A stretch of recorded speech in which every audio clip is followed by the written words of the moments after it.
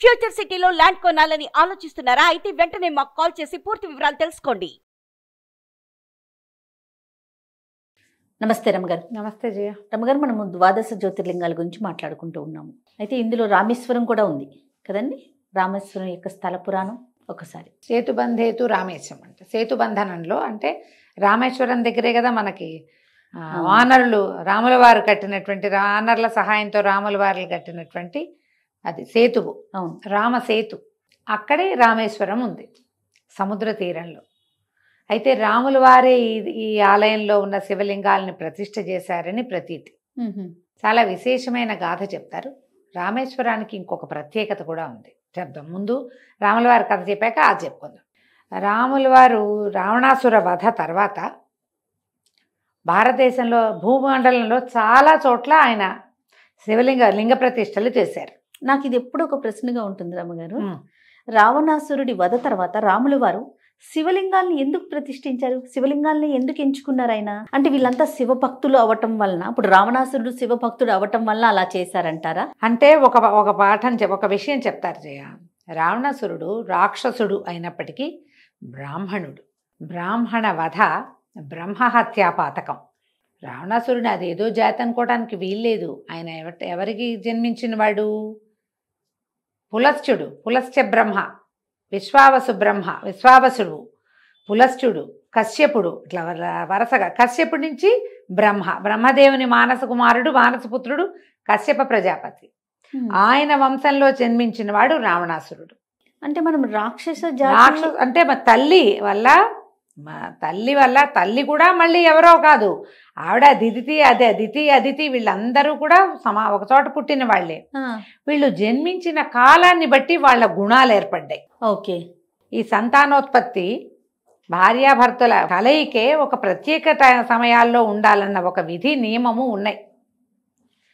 సంధ్యావేళ కొన్ని సమయాల్లో గనక చేస్తే పిల్లల్లో తామస ప్రవృత్తి పెరుగుతుంది ఆ రకంగా పుట్టిన సంతానంలో. అందుకని సాయంకాలాలు దివాసంగమము అవి నిషిద్ధం. పగటిపూట సంగమించితే పుట్టిన పిల్లలు మంచి పిల్లలు పుట్టరు, రాక్షస గణమే. అందుకని ప్రత్యేకంగా ఈ సమయంలో సంగమం నిషేధం అని చెప్పేవారు. ఆ నిషేధింపబడిన సంగమ కాలంలోనే ఆవిడ సంతాన కోరుకుంది, సంతానేచ్ఛతో భర్తను చేరింది. ఆయన చెప్పాడు ఇది మంచి సమయం కాదు అని. కానీ ఆవిడ ఒప్పుకోలే, నాకు ఇప్పుడే కావాలి. ఆమెకు ఉత్సాహం కలిగింది అంతే. పర్యవసానాలు ఆలోచించని ప్రవృత్తి. దాంతో ఆమెకు కలిగిన సంతానం ఇలాగయ్యారు. అసుర ప్రవృత్తి కలిగిన వాళ్ళు అయ్యారు, దైత్యులయ్యారు. దితి కుమారులు దైత్యులు. ఆ దైత్యులలో ఇంకా రకరకాల జాతులు, అసురులని, రాక్షసులని, బ్రాహ్మణ అయినప్పటికీ కూడా రాక్షస లక్షణాలు ఉన్నాయి వాళ్ళకి. తామసిక ప్రవృత్తి ఉన్నా కూడా వాళ్ళు త్రికాల సంధ్యావందనాలు చేసేవాళ్ళు. వీళ్ళల్లో పూజ లేని వాడు రాక్షసుడు అంటే అదేదో నిమ్న జాతి, వాడికి పూజ లేదు, పునస్కారం లేదు, అలాంటివి ఏమీ లేవు. త్రికాల సంధ్యావందనలు, శాస్త్రపారంగతుడు, నవవ్యాకరణం ఏమిటో రాశాడు రావణాసురుడు.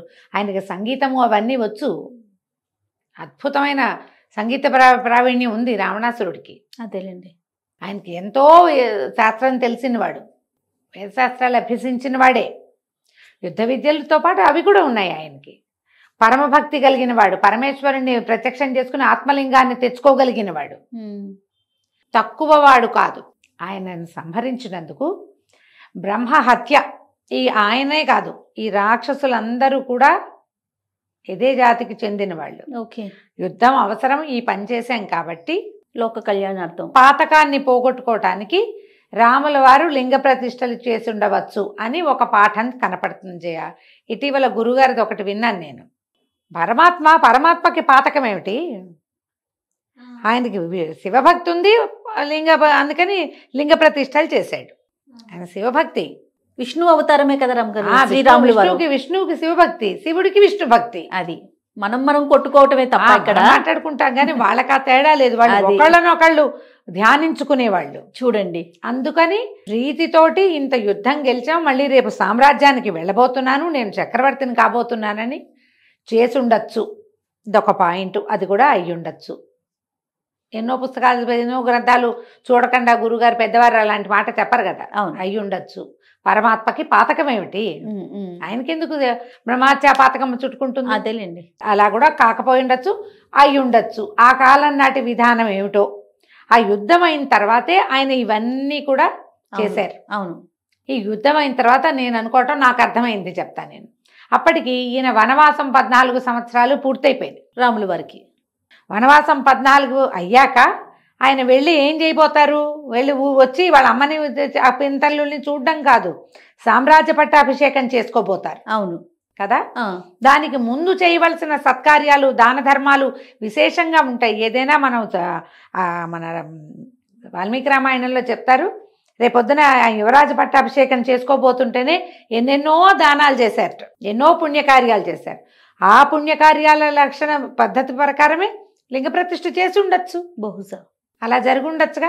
దారంతా లింగ ప్రతిష్టలు చేశారు. అలాంటివి చెప్పుకుంటాం బోళ్ళని గాథలు. ఈ దేవాలయం రాముల వారి ప్రతిష్ట, ఈ దేవాలయానికి రాముల వారు వచ్చారు అని కొన్ని చోట్ల చెప్పమా, కొన్ని పురాణాలు. మన దగ్గర ఉన్న కీసరగుట్ట కూడా రాముల వారు వచ్చారనే కదా చెప్పుకుంటాం కదా. కాబట్టి ఇలా జరిగి ఉండొచ్చు. అయితే ఆయన లింగ ప్రతిష్ఠ చేద్దాం అనుకున్నారు సముద్రం దాటాక. ఇది మహాద్భుతమైన స్థలమని, సముద్ర తీరంలో ఇక్కడ లింగ ప్రతిష్ఠ చేద్దామని ఆంజనేయ స్వామిని కైలాసానికి పంపారు. పంపిస్తే ఆయన శివలింగం తీసుకొస్తాడని చూస్తున్నారు. ఆయన సమయానికి రాలేదు. వీళ్ళు ఒక ముహూర్తం పెట్టుకున్నారు, ఈ ముహూర్తంలో చేయాలి అని. కొంచెం ఆలస్యమైంది. అప్పుడు ఇక్కడ ఉన్న చేరిన మునులు, ఋషులు చాలామంది చేరారు. ఇక్కడ విడిది చేస్తున్నారు కదా, వాళ్ళంతా ఏమన్నారు, సీతాదేవి తోటి సైకత లింగాన్ని చేయించి ఆ లింగాన్ని ప్రతిష్ఠ చేయి రామచంద్ర అని చెప్పారు. ఆమె అది సముద్ర తీరం కాబట్టి ఇసుకతోటి లింగం చేసింది అమ్మవారి సీతామహాసాధ్వి. ఆ సైకత లింగాన్ని ప్రతిష్ఠ చేశారు. లింగ ప్రతిష్ఠ అవగానే వచ్చారు హనుమంతుల వారు. వచ్చేసారు కదా, ఆయన లింగం పట్టుకొచ్చారు. ఆయనకి కష్టం తోచింది. నన్ను తెమ్మని చెప్పి, అంటే నన్ను తెమ్మని చెప్పి తను సమయానికి రాలేపోయానని, నన్ను తెమ్మని చెప్పి వీళ్ళు చేసేసుకున్నారు అంటే ఉక్రోషం అవుతుంది. ఈయనకి ఉక్రోషం కాదు, అయ్యో ప్రభువు చెప్పిన పని సమయానికి చేయలేకపోయింది. అప్పుడు ఆయన ఏమన్నారు, రాముల వారు, నువ్వు దుఃఖపడద్దు, ఈ లింగాన్ని కూడా ప్రతిష్ఠ చేద్దాం, కుదిరితే ఇది తీసేసి ఇక్కడ చేద్దామంటే కదలలేదట సైకత లింగం. ఆంజనేయ స్వామి ప్రయత్నం చేశారు, కొన్ని చోట్ల ప్రయత్నం చేశారని చెప్తారు. ప్రతిష్ఠ చేసిన శివలింగాన్ని ఆయన ఎందుకు ముట్టుకుని ఉండుంటారు? అది సీతమ్మ తల్లిది, అలా జరుగుండకపోవచ్చు. కానీ ఏం ఆలోచించారు, నువ్వు తెచ్చిన లింగాన్ని కూడా ప్రతిష్ఠ చేద్దామని ఆ శివలింగాన్ని కూడా ప్రతిష్ఠ చేశారు. తొలి పూజ ఆంజనేయ స్వామి తెచ్చిన శివలింగానికే చేసి తర్వాత సైకత లింగానికి పూజించేలాగా విధానం ఏర్పరిచారు. తర్వాత కాలంలో ఇక్కడ పెద్ద దేవాలయం నిర్మించబడింది. ఈ ప్రాంతాలని, తమిళనాడు ప్రాంతాన్ని పరిపాలించినటువంటి చోళులు, పల్లవులు, చాళుక్యులు ఎందరో అట్లా కట్టుకుంటూ ఒకళ్ళ తర్వాత ఒకళ్ళు నిర్మిస్తూ అతిపెద్ద రామేశ్వర దేవాలయాన్ని నిర్మించారు. అవునండి, చాలా పెద్దది. అక్కడ ఒక 21 బావులు ఉన్నాయి. ఈ 21 బావుల్ని చాలా ప్రత్యేకంగా చెప్తారు. సముద్రంలో స్నానం చేసి ఈ 21 బావుల్లోనూ బావి నీళ్ళని తీసుకుని స్నానం చేసి అప్పుడు రామేశ్వర లింగాన్ని దర్శనం చేస్తే విశేషమైన ఫలితం లభిస్తుంది అంటారు. ఈ ఒక్కొక్క బావి స్నానానికి ఒక్కొక్క ఫలితం కూడా చెప్తారు. బావుల్లో స్నానం, సముద్ర స్నానం, ఇక్కడ ఏమిటి ధనుష్కోటి అవన్నీ ప్రత్యేకంగా చెప్తారు. ఇక్కడ కొన్ని ప్రత్యేకమైన రాళ్ళు ఉన్నాయి, అవి నీళ్ల మీద తేలే రాళ్ళు ఉన్నాయని ప్రతీతి. శంఖాలని, గవ్వలని, సముద్ర తీరం కదా, బోలెడన్నీ దొరుకుతాయి.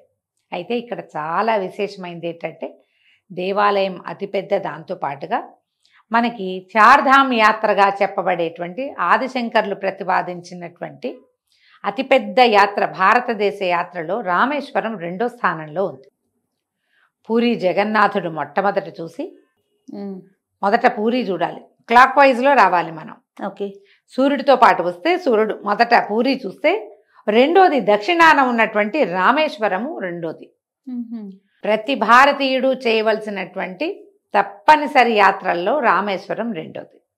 చాలా విశాలమైన, పెద్దది, ప్రఖ్యాతమైన, చెప్పుకోదగిన, ఎన్నదగిన శిల్పకళతోటి ఉండేటువంటి దేవాలయం. అతి పొడవైన కారిడార్లు, కారిడార్లు, ఆ స్తంభాలు ఒక చోట నుంచుంటే అదంతా ఇట్లా కనపడుతూ ఉంటుంది, మన కనుచూపు మేర అక్కడ దాకా ఉంటుంది. అతి పెద్ద పెద్ద కారిడార్లు, విశాలమైన ప్రాంగణాలు, ప్రత్యేకమైన విధానాలు, కట్టుబడి అత్యద్భుతమైంది. పైగా ఇది చూడవలసిన 4 ధామాలలో 2వ ధామము ప్రఖ్యాతమైంది కాబట్టి మనకి చూడు, 4 ధామంలో 4 ధామాల్లో 3 విష్ణుధామాలు. పూరి జగన్నాథుడు, ద్వారక కృష్ణుడు, అక్కడి నుంచి ఏమో మన బదరి బద్రీనాథుడు, 4వ వాడు ఈయన రామేశ్వరుడు. ఇక్కడ కూడా విష్ణు సంబంధమే, రాముల వారే ప్రతిష్ఠ చేసినటువంటి దేవాలయం. ఈ 4 చూస్తే భారతదేశం 4 పక్కలా తిరిగినట్టే మనం. ఒకటేమో ఇటు తూర్పుకుంది, రెండోదేమో ఈ పడమటుకుంది ద్వారక, ఎక్కడో ఉంది కదా. మళ్ళీ చూడు దక్షిణానేమో ఇది ఉంది, ఉత్తరాన ఉన్నది బద్రీనాథ్. ఈ 4 చూస్తే ఏముంది, భారతదేశం 4 పక్కల చూసేసినట్లే. ఆ వాట్లల్లో ఉన్నటువంటి ప్రఖ్యాతమైన 2వ ధామంగా కూడా రామేశ్వరం చెప్పబడుతుంది. అమ్మవారు అఖిలాండేశ్వరి పరమాద్భుతంగా ఉంటుంది, అయ్యవారు పరమాద్భుతంగా ఉంటాడు. 2 శివలింగాలని మనం దర్శనం చేసుకోవచ్చు. రామేశ్వరం జీవితంలో ఒక్కసారైనా చూడాలి. అందుకని సేతుబంధేతు రామేశం అని చెప్తారు. రాముల వారు ఎక్కడ సేతువు కట్టాడో అక్కడ దాటి వచ్చి ఆ సముద్ర తీరంలోనే రాముల వారే స్వయంగా ప్రతిష్ఠ చేసి సీతామహాసాధ్వితోటి చేయించబడినటువంటి సైకతలింగం. ఆంజనేయ స్వామి కైలాసం నుంచి తీసుకొచ్చినటువంటి 2వ లింగం. ఈ 2 శివలింగాల్ని మనం ఇక్కడ దర్శనం చేసుకుంటాం.